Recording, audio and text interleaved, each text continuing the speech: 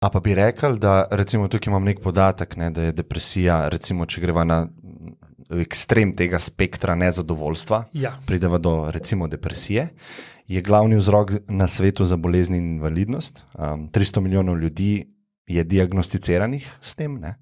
A mislite, da je to zaradi tega, ker boljše merimo te stvari, pa več ljudi, da v bistvu ni spremembe dejansko v počutju ljudi, samo bolj zaznamo to bolezensko stanje, ali se dejansko to bolezensko stanje zvišuje?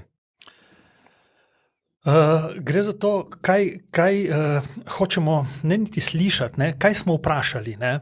Zdaj tako, ljudje so bili skozi celo zgodovino nesrečni, ne? Ampak vprašanje, koliko pozornosti smo tej nesreči polagali. Ne? Imajo zelo prav z enega zornega kota tisti ljudje, ki pravijo, da je temeljna stvar, da dihaš, ne? Da si živ. Ne? In seveda, če mi rečemo, da je v enem, v enem delčku našega sveta, ker divjajo vojne, ne, v enem mestu, kjer padajo bombe in tako naprej, ne, v bistvu si srečen, že če ni padla bomba na tvojo hišo, ne, in ne razmišljaš o tem, kako si oblečen, ali imaš toplo, ali bo klima delala, ko bo toplo in tako naprej. Ne. Je tvoja prioriteta razmislek o življenju. Ne. Če govorimo o našem zahodnem svetu, ne, o zahodnem svetu, kjer imamo dovolj časa, se je sprostilo, ne, dovolj časa za razmislek o tem, kako si, kako se počutiš. Ne, to pomeni, mi ne ostanemo več zjutraj z vprašanjem, ali bomo imeli danes za jesti. Mi vedno, ko izrečem kakšen tak stavek, se spomne pol na tiste ljudi, ki še vedno imajo v zahodnem svetu te težave. Govorimo zdaj o povprečju, govorimo generalno in tako naprej. Ne. In me boli srce, da živim v državi, kjer ljudje v bistvu, tudi ne bom rekel otroci, ne bo star 50, 20 ali pa 10 let, ne, da v bistvu ni sistemsko poskrbljeno za ljudi, ki imajo tako hude potrebe, da ne vejo, če bojo danes jedli. No, ampak, če grem nazaj na svojo misel, ne, to pomeni, mi ne ostanemo zjutraj, a bomo preživeli ta dan, fizično. Ne, mi ostanemo in kako bomo preživeli ta dan, se vprašamo. Ne, ali bomo, ampak kako bomo.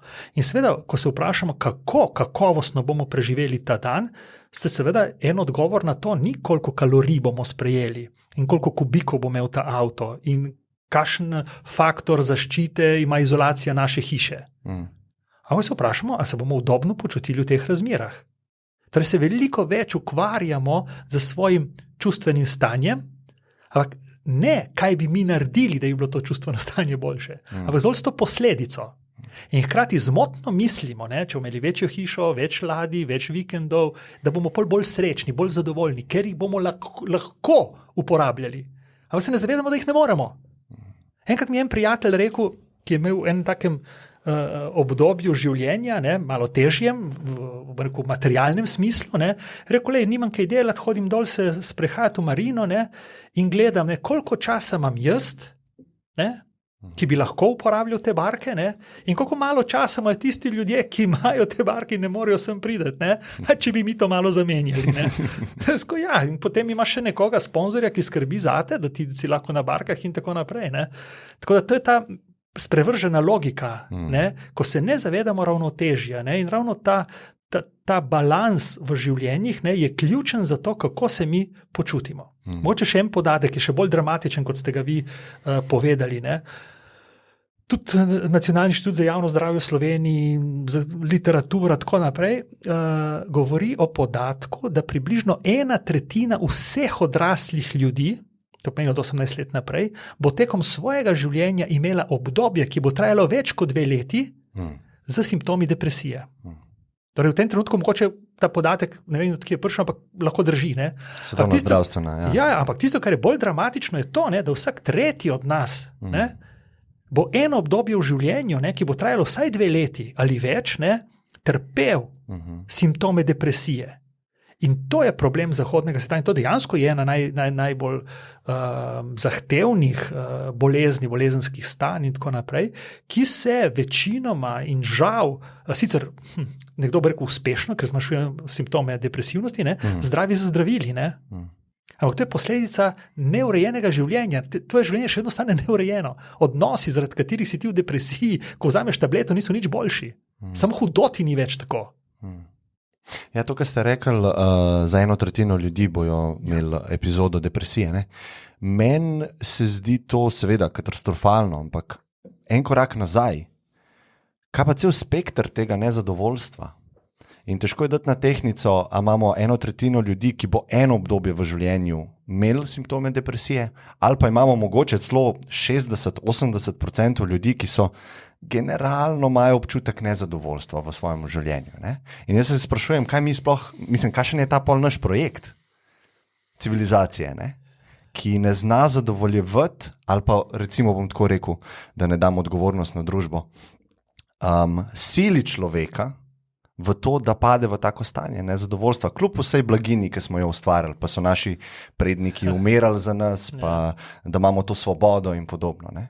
In tako, malo kot razmislek, ne? To me dostkrat take misli napadajo, no? Lete, slabih 100 let nazaj je en gospod Edward Bernays, ki ga večina ljudi ne pozna, pozna njegovega strica Sigmunda Freuda. Edward Bernays je bil sin od Freudove sestre Anne Freud. In je seveda rekel en zanimiv stavek. Ne? Je rekel, ljudem je potrebno prodati tisto, kar si želijo, ne tisto, kar potrebujejo. On je v nekem smislu oče potrošništva.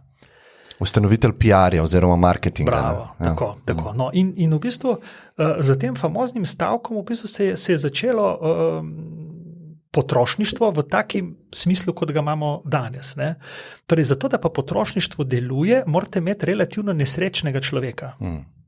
Ne, to ni nobena teorija zarote, to je pač posledica razmišljanja PR-a. Ne? Torej, ki so zelo hitro ugotovili, da če ti kažeš značilnosti nekega predmeta, ki ga hočeš prodati, da je dober, da je kakovosten in tako naprej, da to prav kakšnega hudega efekta nima na prodajo. Ne? Če pa ti razložiš ljudem, da bojo bolj srečni, bolj zadovoljni, če bojo imeli nek predmet, ne? Ki ga bojo kupiti od avta do obleke, česarkoli naprej, ne? Ali pa da bojo bolj samozavestni, če bojo kadili, ne? To je za pri Edwardu bilo tista famozna Marlboro reklama od tistega, ki jaha v sončni zahod in tako naprej. To je vse prišlo iz tistega konca, ne? Iz njegove skupine ali pa celo direktno od njega.